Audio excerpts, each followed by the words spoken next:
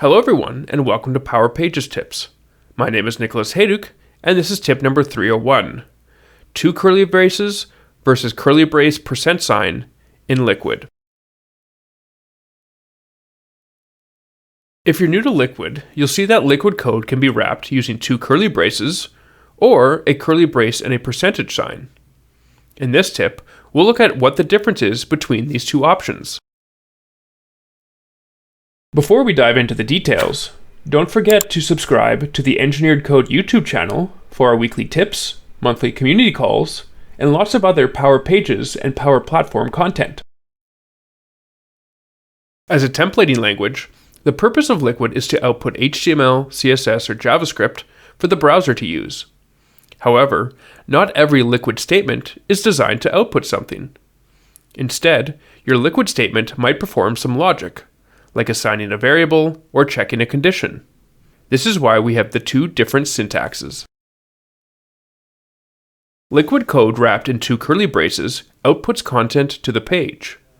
You'll use this syntax when you want to output the value of a variable or object. Liquid code wrapped in a curly brace followed by a percentage sign does not output anything.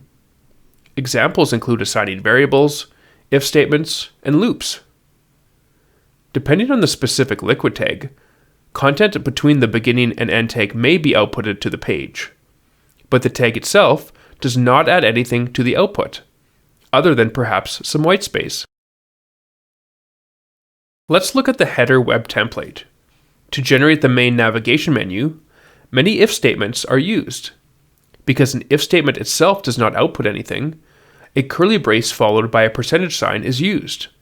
However, between the if and the end if tags, you'll see the two curly braces syntax used to output the name and URL for a link. In our next tip, we'll look at why you might sometimes see a hyphen added to the beginning or end of a Liquid tag. Thanks for watching, and I hope you found the Power Pages tip number 301 on two curly braces versus curly brace with a percent sign in Liquid useful.